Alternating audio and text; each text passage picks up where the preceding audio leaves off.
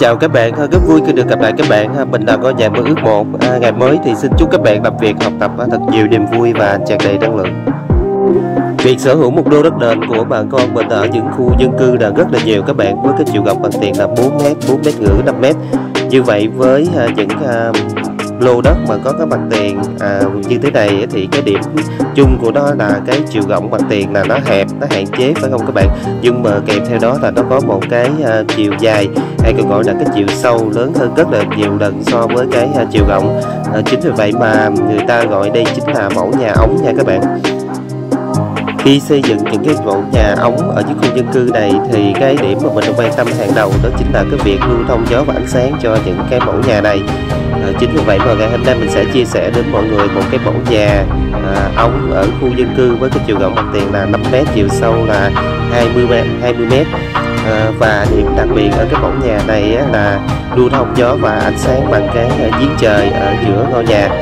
Đây cũng chính là cái mẫu nhà mà mình chia sẻ và cái điểm lưu ý lưu thông gió và ánh sáng mình chia sẻ trong cái video này.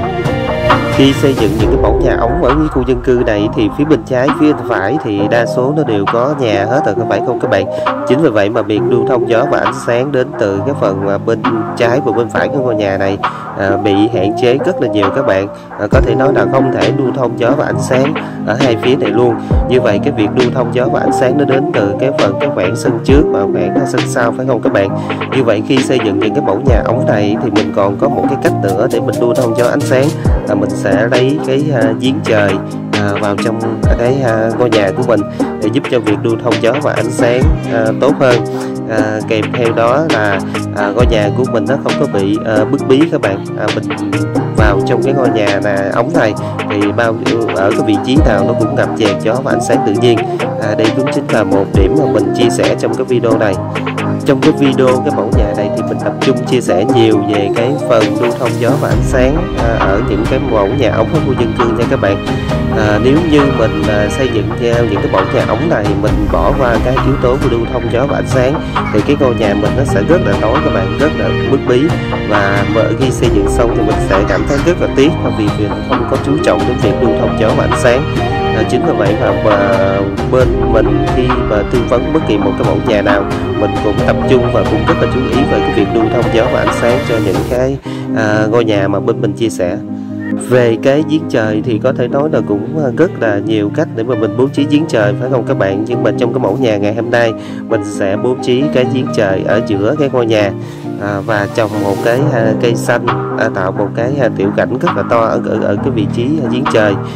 Vị trí giếng trời này khi mà mình bỏ cái diện tích này thì mình chấp nhận là bỏ cái diện tích nhưng kèm theo đó cái giếng trời thì mình có thể làm một cái tiểu cảnh hoặc là mình có thể trang trí, nó cũng rất là sinh động các bạn. Và kèm theo đó khi mà một cái ngôi nhà mà có cái giếng trời giúp cho nó thay đổi không gian một cách liên tục các bạn, và cái ngôi nhà bên trong của mình nó có một cái mảng xanh và giúp cho cái việc không khí trở nên là mát mẻ và trong lành hơn nha các bạn.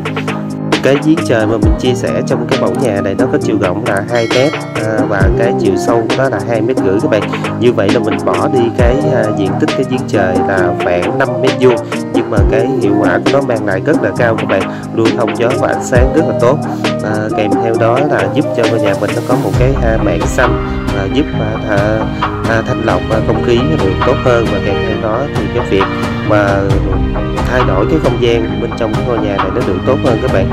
Việc bố trí một giếng trời thì mình cũng khuyên mọi người là nhất thiết là mình nên làm cái việc này nha các bạn, vì mặc dù nó cảm thấy rằng là nó rất là cần thiết nha các bạn. Mình chia sẻ thêm một phần nữa là vì sao gọi là nhà ống các bạn. Vì nhà ống là cái chiều rộng mặt tiền nó nhỏ hơn nhiều lần so với cái chiều sâu của nó thì nó được gọi là nhà ống nha các bạn. Vì những mẫu nhà ống này cái điểm đặc trưng của nó là nó rất là dài các bạn.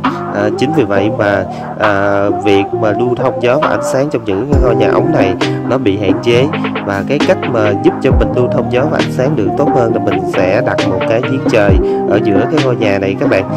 Cái điểm mà giếng trời trong cái ngôi nhà này là mình sẽ đặt ở giữa hai cái phòng ngủ nha các bạn. Cái mẫu nhà mà mình chia sẻ ngày hôm nay với chiều rộng mặt tiền là 5m, chiều sâu là 20m, được thiết kế đầy đủ công năng gồm cái phần sảnh đệm phía trước là rộng 1,5m một phòng khách kim phòng thờ, 3 phòng ngủ, 1 giếng trời, một khu vực bếp, phòng ăn và hai nhà vệ sinh riêng và một nhà vệ sinh chung. Kèm theo đó là cái nhà này nó có một cái nhà gọi là cái nhà sau các bạn, và một cái nhà vệ sinh cũng giống như là cái khu giặt và cái khu phơi, một cái sàn nước sẽ đặt ở cái phía nhà sau của ngôi nhà này. Cái điểm của cái ngôi nhà này là phía cái nhà sau này sẽ đặt những cái thiết bị như là bồn nước và máy năng lượng mặt trời ở cái khu vực này các bạn. Và kèm theo đó ở cái vị trí nhà sau này giúp cho việc lưu thông gió và ánh sáng đến từ cái phần cái sân sau này nó được tốt hơn nha các bạn. Được thiết kế đầy đủ công năng với tổng diện tích xây dựng là 100 m² các bạn. Như vậy về cái phần kinh phí xây dựng của ngôi nhà này là bao nhiêu thì sau đây đó mình cũng xin chia sẻ về phần nhân công thì nó sẽ dao động khoảng 1 triệu cho nên 1 m² nha các bạn. Còn về hoàn thiện vật liệu và nhân công của cái mẫu nhà này nó sẽ dao động khoảng 4 triệu trở lên 1 m². Như vậy hoàn thành một cái ngôi nhà này 100 m² là nó dao động khoảng từ 400 triệu trở lên nha các bạn. Mình cũng chia sẻ cái phần này, tuy nhiên về cái giá xây dựng này nó có thay đổi nha các bạn, tùy thuộc vào cái cách mình sử dụng vật liệu, cái cách mình trang trí, cũng giống như là cái địa điểm mà mình xây dựng cái ngôi nhà này mà cái giá nó có tăng giảm chút đỉnh nha các bạn. Mẫu nhà cấp 4 này được thiết kế theo cái phong cách rất hiện đại các bạn, không quá nhiều những cái chi tiết trang trí cầu kỳ phức tạp. Mặt tiền thì được ốp gạch là 80-80 để tạo một cái điểm nhấn. Còn ở phía bên tay trái thì sẽ được thiết kế một cái vách cánh gà 200 để tạo cái điểm nhấn là được ốp gạch chỉ nha các bạn. Còn phía bên phải thì sẽ được thiết kế là một cây cột vuông kẻ chỉ. Về cái chiều cao nền thì sẽ được thiết kế là 5 bậc 5 cấp 750, vì cái nhà này nó có chiều sâu rất là dài đến 20 m. Chính vì vậy mà cái chiều cao nền này nó cao, giúp cho ngôi nhà này nó trở nên cân đối hơn nha các bạn. Còn về cái gạch nền đó thì mình sẽ chọn cho cái nhà này là gạch 80-80 nha các bạn. Còn về cái phần cửa thì toàn bộ cửa sẽ được chọn là cửa nhôm zin pha màu trắng hết nha các bạn, giúp cho ngôi nhà này nó càng trở nên hiện đại và thanh mảnh hơn. Còn về cái phần trần thì sẽ được chọn là trần thạch cao dựng cấp hết nha các bạn. Về cái chiều cao của nhà này thì nó cao là 3,6 m. Về cái phần mái thì nó sẽ cao là 2,5 m nha các bạn. Điểm đặc biệt của ngôi nhà này là cái mái thì sẽ được thiết kế là 2 mái nha các bạn. Trong trường hợp cái mẫu nhà ống này mình không có thích là 2 mái thì mình có thể điều chỉnh xuống là 1 mái. Thì mình cũng làm rất là nhiều những cái phương án nhà 5x20 1 mái rồi. Các bạn quan tâm thì mình tìm đến những cái video những cái mẫu nhà 5x20 để mình tham khảo thêm. Còn nếu trong cái trường hợp mà cái kinh phí của mình cao hơn nữa thì mình có thể đổi cái phương án mái nhà này thành mái bằng thì nó rất là cứng cáp và nó rất là mát, nó rất là kiên cố và giúp cho ngôi nhà mình nó tăng giá trị sử dụng hơn. Như vậy với cái mẫu nhà này là mình có tổng cộng có 3 cái phương án mái để mình lựa chọn. Là phương án thứ nhất là nhà 2 mái, phương án thứ nhì là 1 mái, phương án thứ ba là mái bằng. Còn một cái phương án nữa thì mình cũng có thể thiết kế mái thái cho cái mẫu nhà này nha các bạn. Có thể nói là rất là linh động ở những cái mái ở những cái mẫu nhà này, tùy theo cái phong cách mà mình hướng đến mà mình sẽ lựa chọn một cái phương án mái nó cho phù hợp.